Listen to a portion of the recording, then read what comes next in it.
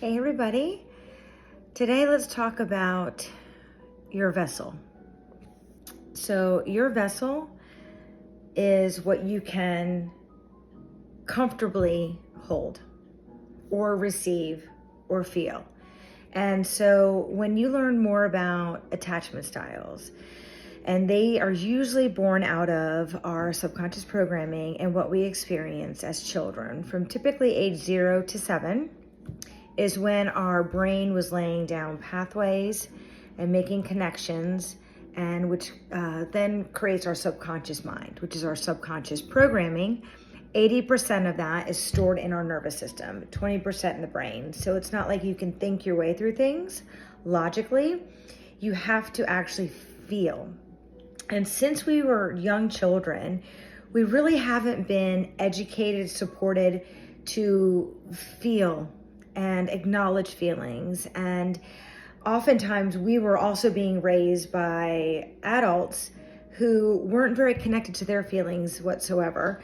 They were reactive to feelings, and there wasn't much support or education around brain development and how that affects people throughout their life, and maybe attachment styles. A good thing to look into is attachment styles. You can see if you're an anxious attached, fearful avoidant, ethically dismissive avoidant. I mean, there's so many different ones. And the more you learn about your pre-programmed way to react in relationships, the more you can educate yourself and then start retraining yourself to show up in a different way. But we have to be able to allow ourselves to feel and move the energy. And oftentimes we're not really educated or told or even aware that we do not have to be a victim to our external world.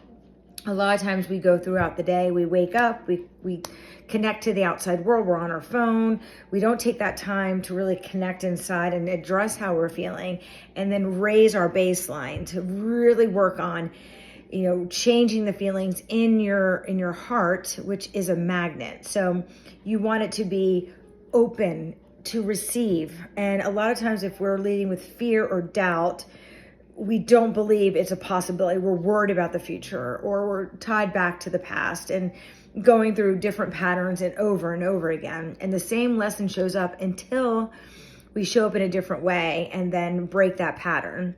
And then that lesson is no longer going to show up in different ways, different people, and different things in the outside world. And, when we get that time to really acknowledge it, become self-aware, and break those patterns, you can absolutely comfortably be able to feel these feelings, because oftentimes our nervous system reacts. We're on high alert. Subconsciously, it's pulling us back subconsciously to a previous time. They're oftentimes called original woundings, that we are not even aware that we're reacting to something in the present moment that's something unresolved in the past. So the more you're able to safely feel and not shove it down, not sedate it, not push it on other people, not project outward, actually take the time to sit with those feelings, sit with the discomfort, do guided meditations, really give your time to sit and feel and move and shift. And you start realizing, wait a minute, I am the creator of my life, not a victim of my life. How do I want to feel? How do I want to show up? Really get clear on the kind of life and way you want to be, and then choose the feelings, actions, and behaviors and decisions based on that. And when you get triggered, get curious. Don't automatically blame whatever's going in the external world. That's a guidepost to really take time back and work somatically. You dive into tools that will help that. Breath work, meditation, heart-brain coherence, journaling, connecting in nature, disconnecting from the outside world, giving yourself that grace and space to feel. And oftentimes that involves grieving. Let yourself grieve. Because the more we hold on to those feelings in the past, the more it keeps us connected to the past, which means we're not creating our future. We're still stuck. And that keeps us stuck in relationships, in life, in different patterns. And for us to change, we can change. Typically, our personality is based on how we think, how we act, and how we feel, which is a pre-programmed set of behaviors which created our personality, which came from coping skills that we thought kept us safe and what people wanted from us as children.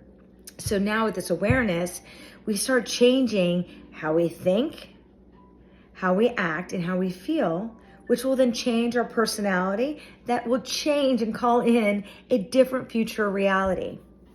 A lot of times we think that we are stuck. This is who we are. This is how I'm always going to feel. But that's the illusion. That is the illusion. When we choose ourselves and we take this time to do this work, it's a daily practice. And a lot of times I do have people reach out and they'll say, I can't meditate. I am not doing it right. I keep coming out of it.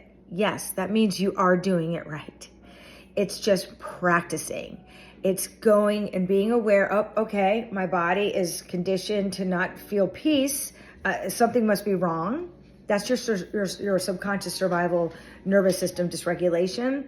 And then you just keep settling yourself back, bringing yourself back. Some meditations, I come out of it and go back in multiple times. And I've been doing this for years. So it's not that you're doing it wrong. You're actually doing it right because you're recognizing, wait, I'm coming out of. Yes, you are coming out of relaxing and letting your nervous system rest. And when you let your nervous system rest and relax and regulate, and you put your heart and brain to coherence, and you learn about the pineal gland and how to do breath work to activate that, you become a coherent field. And we are energetic beings. We're a mind, body, spirit, soul, however you want to call it. But that's all. So what we're leading with, that's the vibration. That's what we're going to see. That's what we're going to be on guard for. That's what we're going to call in because that's our reality. So when you pull it back and you practice raising those feelings and changing those feelings and addressing the nervous system and regulating it and showing up differently, each time it's a different experience. It's going to take you further along to empower and free yourself from the pre-programmed set of behaviors and the triggers and the way your world is. We have the control, we have the power. But if we are stuck feeling these lower feelings, that keeps the blessings away from us because we're not ready to receive. Think about it. If you're feeling doubt and fear, you are backing away from things. When you're feeling certainty and joy and wholeness, you're open. You're open. You're ready to receive. And you just practice it time and time again. Each day, recognize, how am I feeling right now? How do I want to feel? How do I want to empower myself? What do I want in my life?